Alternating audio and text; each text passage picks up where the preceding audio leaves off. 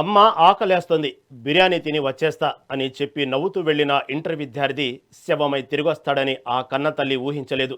కంటికి రెప్పలా పెంచుకున్న కొడుకు పెద్ద చదువులు చదివి తమ కష్టాలు తీరుస్తాడనుకున్న ఆ తండ్రి ఆశలు ఒక్క క్షణంలో బూడిదయ్యాయి. ఒక నిర్లక్ష్యానికి ఒక నిండు ప్రాణాన్ని బలిగొంది. ఈ దుర్ఘటనతో ఒక అమాయకపు నవ్వు శాశ్వతంగా మూగబోయింది. అది విజయవాడలోనే అత్యంత రద్దీగా ఉండే ఈట్ స్ట్రీట్ ఫుడ్ కోర్ట్. వందల మంది సరదాగా గడపడానికి వచ్చే ప్రాంతం. కానీ అక్కడ కాసుల కక్కుర్తి తప్ప మనుషుల ప్రాణాలకు విలువే లేదని తేలిపోయింది. కనీస భద్రతా ప్రమాణాలు పాటించకుండా అడ్డగోలుగా ఏర్పాటు చేసిన ప్రైవేటు జనరేటర్ మెయింటెనెన్స్ లోపం 19 ఏళ్ల యువకుడి పాలిట మృత్యు శాపమైంది. సరదాగా నడుచుకుంటూ వెళ్తున్న ఆ అబ్బాయి జనరేటర్ నుంచి లీకైన విద్యుత్ షాక్కు గురై ఊపిరాడక అక్కడికక్కడే విలవిలలాడుతూ కన్ను మూశాడు. నిర్వాహకులకు కావాల్సింది లాభాలు, అధికారులకు కావాల్సింది పర్మిషన్ల పేరిట వచ్చే మామూళ్ళు. కానీ వీళ్ళందరి నిర్లక్ష్యానికి బలి కావాల్సింది మాత్రం సామాన్యుల ప్రాణాలేనా? ఇవాళ బిర్యానీ తినడానికి వెళ్ళిన ఓ విద్యార్థి శవమయ్యాడు. రేపు మీ ఇంట్లో వాళ్ళో మా ఇంట్లో వాళ్ళో కాదనడానికి గ్యారెంటీ ఏంటి? ఈ ఘోరానికి కారణమైన ఈట్ స్ట్రీట్ నిర్వాహకులను కఠినంగా శిక్షించాల్సిందే. బాధితుడి కుటుంబానికి న్యాయం జరిగే వరకు, ఈ కన్నవారి కన్నీటికి సమాధానం దొరికే వరకు సమాజం నిలదీస్తూనే ఉంటుంది. అలా సరదాగా తినడానికి ఈట్ స్ట్రీట్కి వెళ్తే ఆమె అన్యాయంగా ప్రాణాలు కోల్పోవడం అంటే ఏంటో ఈ ఘటన చూపిస్తుంది. సో తనకి తెలియకుండానే ప్రాణాలు కోల్పోయాడు ఒక యువకుడు. సో ఎందుకు చనిపోయాడో కూడా అతనికే తెలియని పరిస్థితి కనిపిస్తుంది. సో చేతికి అందుకొచ్చిన ఒక యువకుడు, ఒక కొడుకు తల్లిదండ్రుల బాధ ఇక్కడ కనిపిస్తుంది. సో అసలు ఏం జరిగింది ఏంటనేది వాళ్ళ మాటలోనే అడిగి తెలుసుకుందాం. సో ప్రజెంట్ అయితే తల్లిదండ్రులు మనతో ఉన్నారు, వాళ్ళతో మాట్లాడే ప్రయత్నం చేద్దాం. ఘటనకి ముందు ఏం జరిగింది, అసలు తను ఏం చేస్తూ ఉండేవాడు, తన లైఫ్ స్టైల్ ఏంటనేది కూడా వాళ్ళ మాటలోనే అడిగి తెలుసుకుందాం. సో చెప్పండి, బాబు పేరేంటి? సూర్యప్రకాష్. సూర్యప్రకాష్. ఏం చేస్తూ ఉండేవాడు? ఇంటర్ సెకండ్ ఇయర్ అయిపోయింది. ఇంటర్ సెకండ్ ఇయర్ అయిపోయింది. సో ఆ రోజు నార్మల్ గానే బయటకు వెళ్తూ ఉంటారా, లేకపోతే ఏం జరిగింది ఆ రోజు? బిర్యానీ వెళ్ళారండి, బిర్యానీ తిందామని వెళ్ళాడు బయటికి. ఫుడ్ కోర్ట్ కి వెళ్ళారండి బిర్యానీ తినడానికి. ఫ్రెండ్స్ తో నలుగురు కలిసి వెళ్ళారు.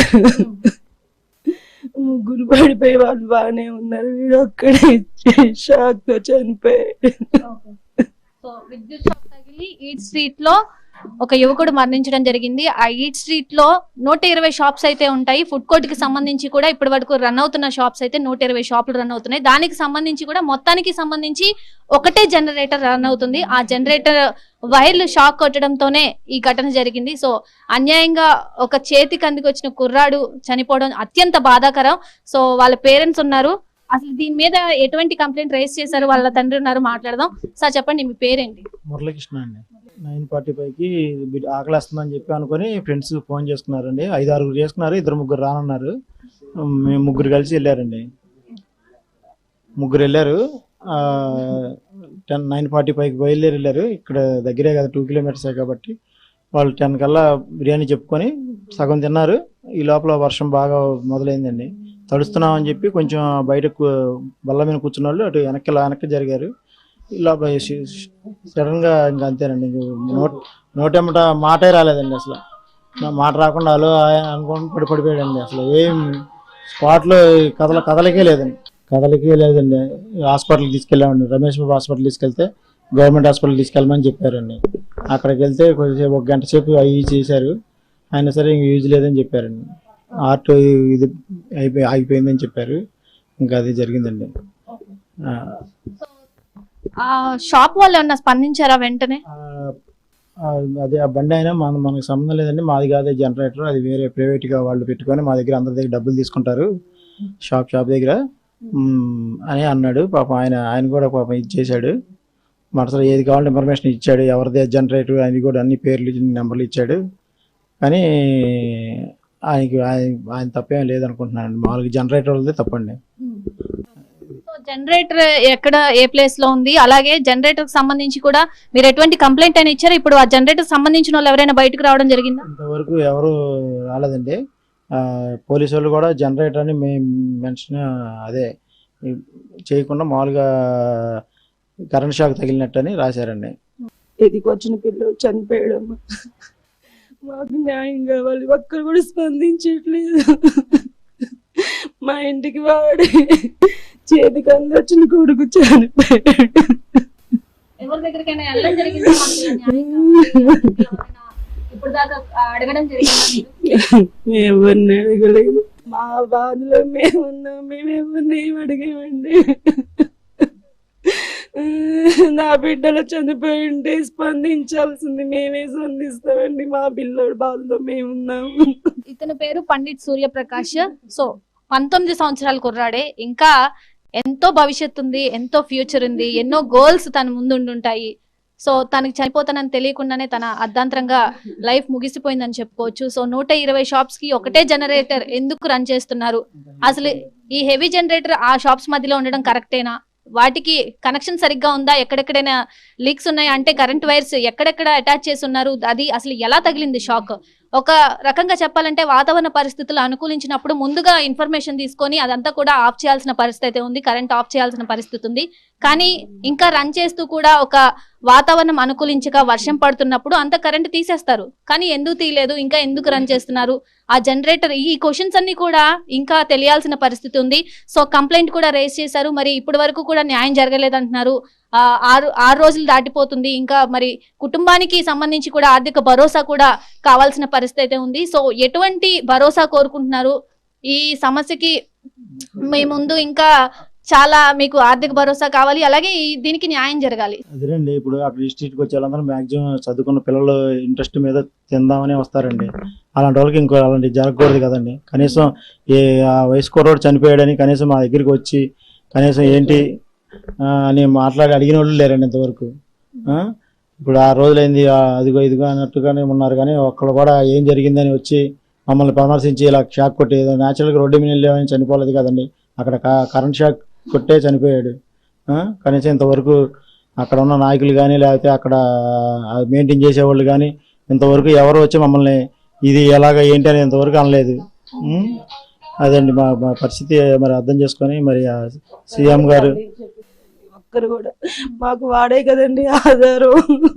మాకు ఉండటానికి ఇల్లు కూడా లేదండి. అసలు ఆ రోడ్ పర్మిషన్స్ ఎవరు ఇచ్చారు? అక్కడ వాటికి అక్కడ పర్మిషన్ ఎవరు ఇచ్చారండి ఆ జనరేటర్ పెట్టుకోవడానికి? సంబంధించి వాళ్ళ బాబాయ్ కూడా ఉన్నారు. అసలు ఈ సమస్య అంతా కూడా, అంటే ఈ ఇష్యూ జరిగినప్పటి నుంచి కూడా ప్రతిదీ అప్డేట్ చేస్తూ ఉన్నారు. సో అసలు ఎటువంటి యాక్షన్ తీసుకోబోతున్నారు, ఏమన్నా ఇన్ఫర్మేషన్ ఉందా, ఏమన్నా అప్డేట్ వచ్చిందా కేసులో అని ఆయన్ని అడిగి తెలుసుకుందాం. సార్ చెప్పండి, ఇప్పటి వరకు కూడా చాలా అంటే 6 days దాటిపోతుంది. ఇప్పుడు వరకు ఈ కేసులో అప్డేట్ ఏమైనా వచ్చిందా, మీకు ఏమైనా తెలిసిందా? అప్డేట్ ఏం లేదండి. ఈ రోజు కూడా పోలీస్ డిపార్ట్మెంట్ని కలవడం జరిగింది. వాళ్ళు ఇంకా ఇన్ఫర్మేషన్ అంటే మన ఎలక్ట్రికల్ డిపార్ట్మెంట్కి మేము లెటర్ రాసామండి, ఇంతవరకు ఏం చెప్పలేదని చెప్తున్నారు. దాని మీద తక్షణమే యాక్షన్ తీసుకోవాలని పోలీస్ డిపార్ట్మెంట్ని కానీ, లోకల్ ఉన్న పొలిటికల్ లీడర్స్ని కానీ, లేకపోతే ఈ చుట్టుపక్కల ఉన్న కార్యకర్తలని, జనసేన పార్టీ నాయకుల్ని అందరినీ మేము డిమాండ్ చేస్తున్నామండి. వెంటనే ఈ ఘటన పైన తక్షణమే యాక్షన్ తీసుకుని ఎవరైతే జనరేటర్ నడుపుతున్నారో వాళ్ళకి అసలు స్ట్రీట్లో నడుపుతున్న జనరేటర్కి ఎవరు పర్మిషన్ ఇచ్చారు? ఎలక్ట్రికల్ డిపార్ట్మెంట్ ఇచ్చిందా? పొల్యూషన్ కంట్రోల్ బోర్డు ఇచ్చిందా? ఏ పార్టీ ఇచ్చింది? వెంటనే తక్షణమే దాని గురించి ఎంక్వైరీ చేసి తగిన న్యాయం చేయాల్సిందిగా, బాధిత కుటుంబానికి న్యాయం చేయాల్సిందిగా కోరుతున్నామండి. కరెంటు ఉపయోగిస్తున్నప్పుడు కొంచెం ఎంత జాగ్రత్తగా ఉండాలండి. ఒక మనిషి ఇప్పుడు అక్కడ 10 మంది ఉన్నారండి, 5గురికి లైట్గా కొట్టింది. అదే 5గురు చనిపోతే ఎంత ఇదయ్యేదండి. మేము కాబట్టి పిల్లలు అడవిలో ఉండి అలా ఇచ్చేయలేదు. కానీ మాకు వాడే ఆధారం అమ్మ. పిల్లోడు చదువుకొని ప్రయోజనం కూడా ఏ టైంలో మాకైతే న్యాయం చేయాలమ్మా. పెద్దవాళ్ళు రావాలమ్మా దిగి. ఇన్ని రోజులు అయితే బిడ్డ మా ముగ్గురు వచ్చిన వీడు ఒక్కడైతే మా బాధలో మేము ఉంటే అందరూ న్యూస్ పేపర్లు వేసుకుంటున్నారు తప్పితే ఒక్కరు కూడా స్పందించట్లేదమ్మా. బిడ్డ చావుకు అర్థం లేదా? మా బిడ్డ చావుకు అర్థం లేదా? ప్రజలంతా కూడా అక్కడే ఉండుంటారు. సో చాలా మంది కూడా క్రౌడ్ అనేది ఎక్కువ ఉంటుంది, 100ల మంది సంఖ్యలో ఉంటారు అక్కడికి వచ్చినప్పుడు ఇలాంటి ఘటనలు జరుగుతున్నప్పుడు వాతావరణ పరిస్థితులను కూడా చూసుకొని వెంటనే కరెంట్ ఆఫ్ చేయాల్సిన పరిస్థితి ఉంది. కానీ ఏది జరగకుండా జనరేటర్ కూడా ఆన్ చేసి వర్షం పడుతుంది కూడా చూసుకోకుండా అర్ధాంతరంగా ఒక ప్రాణాన్ని ముగిసిపోయే వాళ్ళు తీసుకొచ్చిన సిచ్యువేషన్ అయితే కనిపిస్తుంది. సో ఈ ఘటనకి సంబంధించి ఇంకా ఎఫ్ఐఆర్ కూడా నమోదు చేశారు. పోలీసులు స్పందించాల్సి ఉంది. అలాగే ఎవరు పర్మిషన్లు ఇచ్చారు ఇంకా తేలాల్సి ఉంది. ఈ ఘటనకి సంబంధించి నాకు తెలిసి అనేక మంది కూడా బయటికి రావాలి.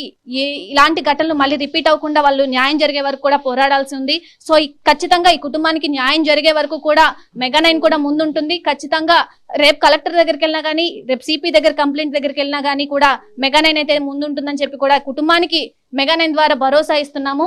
అలాగే ఇలాంటి ఘటనలు మళ్ళీ పునరావృతం కాకుండా కూడా చూసుకోవాల్సిన పరిస్థితి ఉంది. ఎక్కడైతే ఆ జనరేటర్ ఉందో ఆ జనరేటర్ స్పాట్ ని కూడా వీళ్ళు చెప్తున్నారు. అక్కడ ఇలాంటి జనరేటర్లు ఉండి కూడా సేఫ్టీ ప్రికాషన్స్ అనేవి తీసుకోవాలి. ఖచ్చితంగా సేఫ్టీ ప్రికాషన్స్ ఉంటే ఒక మనిషి ప్రాణం అనేది ఖచ్చితంగా నిలబడి ఉండేది. చేతికి అందొచ్చిన కొడుకు చేజారిపోకుండా మన ముందు ఉండేవాడు ఖచ్చితంగా అనేది కూడా అర్థమవుతుంది. సో వర్షం పడుతున్నప్పుడు చాలా అజాగ్రత్తగా ఉన్న సిచ్యువేషన్స్ అయితే కనిపిస్తున్నాయి. సో మొన్న కూడా ఇంకో వ్యక్తి కూడా అలాగే కరెంట్ షాక్ తగిలి చనిపోయిన పరిస్థితి ఉంది. సో ఖచ్చితంగా ఈ విద్యుత్ శాఖకు సంబంధించి కూడా పలు జాగ్రత్తలు తీసుకోవాల్సిన అవసరం ఉంది. సో మొత్తంగా ఈ ఘటన చుట్టూ కూడా అనేక క్వశ్చన్స్ అయితే రేజ్ అవుతున్నాయి. సో న్యాయం జరిగే వరకు కూడా ఖచ్చితంగా పోరాడదాం. కెమెరామెన్ లక్ష్మణ్తో నాగశ్రీ, విజయవాడ, మెగా9 టీవీ.